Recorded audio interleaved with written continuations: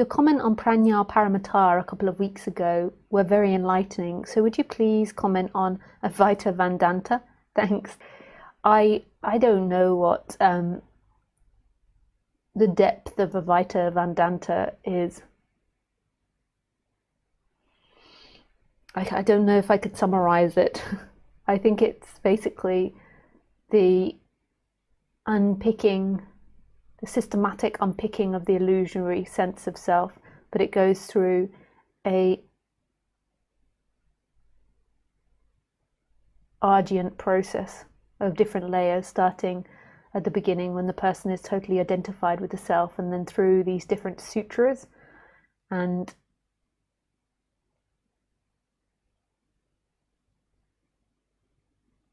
I don't know what they're called, Vandant. I did know.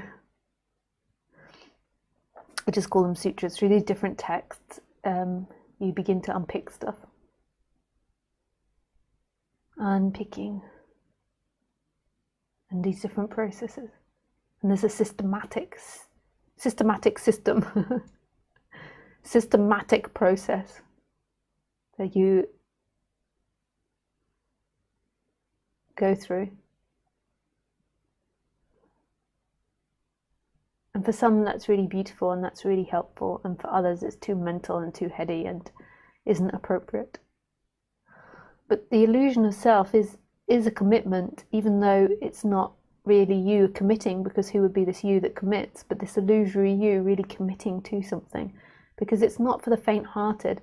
We often look at non-duality a bit like buying a new sofa or buying curtains, that we're going to invest, money in it, and it will last a few years, and by the end of the few years we will have got non-duality. But it's a lifelong commitment to a different way of seeing things from everybody else in society, and a different way of living. Like we often expect, because the teaching is that it's based on that nothing in the flow of your life is your happiness, we often expect then that nothing in the flow of life will change, but it will radically change. Your flow of life will change. Your way of being will change. Your way of relating will change. Your relationships will change. Your job will change. Everything will change. But a lot of people just have this in love stage with non-duality, and then they go off it and then think it didn't work for me. They want it to just be like click, click, click, click, it's done. Or it's this constant commitment, even though it's nobody's commitment. And what I do through these talks is these talks to me are like a meditation. Like when I used to be seeking, I would listen to people speaking like me that are speaking from that place, and I would use it as a meditation to remind myself. It's not like I would use like Advaita Vedanta. So Advaita Vedanta isn't coming from this place. Advaita Vedanta is a systematic process in which you put yourself through, in which you contemplate, and in which you do practices in order to go beyond self. Whereas these talks now which are happening are like a meditation back into what you are. They're not a process. Like my teaching isn't a process for you to arrive somewhere. It's like resonating with it. It's resonating with something that's deeper than you.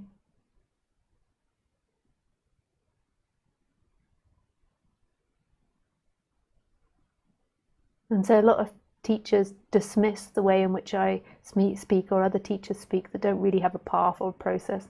They're just kind of sitting and speaking, and they say that that they need to give people a process, and they need to give people a teaching and something to follow. But there's lots of teachers out there that do that, and lots of things that you can follow. But these are something else. It's more like a meditation as speaking's happening.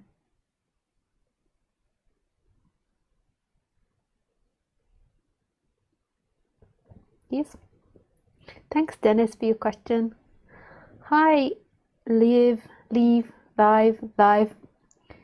If we are not a person, are we then just an energy? You could call it energy. You could even go beyond energy and just say what we are is not a thing. But by default, if you're not anything, then you're also everything. Like if you can't find yourself anywhere, you're also everywhere.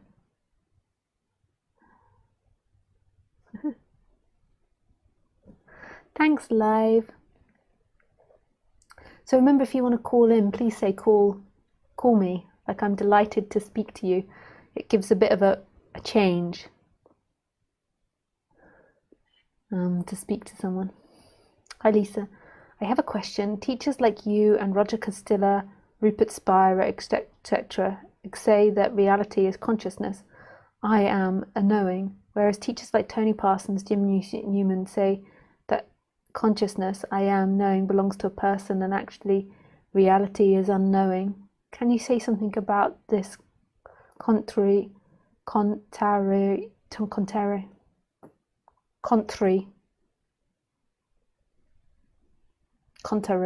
views held by these teachers? Thank you. Hi, Santosh. Thank you for your question.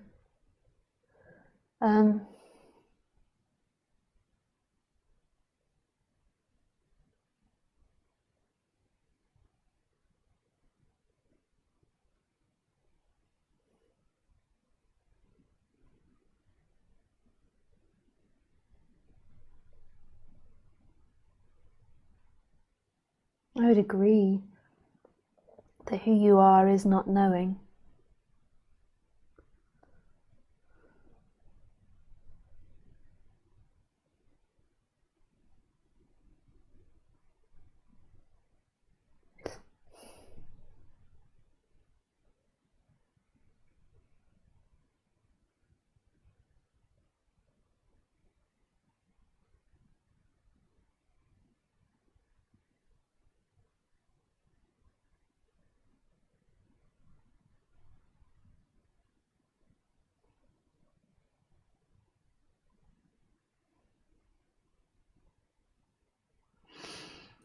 I can't speak for anyone else, but I teach consciousness and I am teachings because it's what comes out, and it's more relatable for people. But in the end, consciousness and I am are concepts that we're conversing about, and so it must be something deeper than that. Even if you think you experience consciousness or the I am, that's still a thought. Like when you really go into the depths of the I am and the consciousness, it all disappears, and it is not knowing.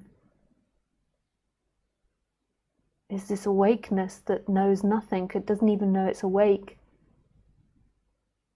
It's the absolute end of everything, the end of self, the end of world, the end of other, the end of right or wrong, good or bad, knowing or not knowing.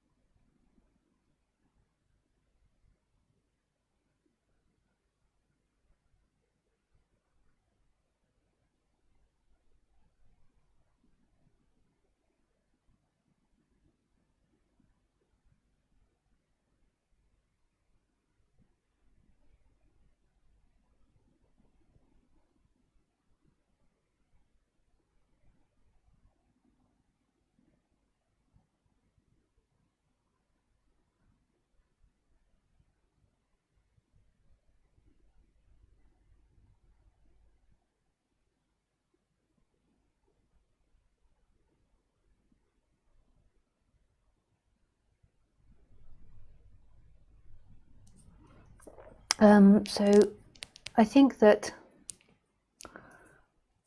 when you're a public speaker about this, you have to find some type of words and language in order to put it in. And they're going to be contradictory to others. They're going to be in opposition to other people's. But it doesn't actually mean that they have to be. Because in the end, if it's all not knowing, then what does it matter? Like, we as teachers are trying to evoke something that's not actually depictable in words. It's so elusive what we're trying to talk about.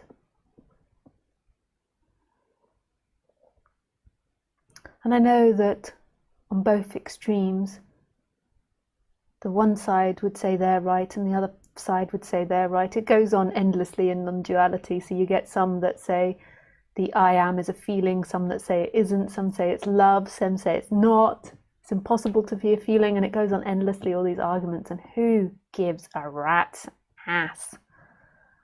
Who cares? I wonder where that saying came from, a rat's ass. Who cares in the end? Who's right or wrong? It doesn't matter. Words are just words which come and go in this immense presence of what we are, which is absolute mystery and not knowing. We could say it's consciousness and this I am, this empty looking and the I am, but even that is something that you know, that a mind knows. So in the end, it is beyond that. It all collapses into nothing and everything. But who cares?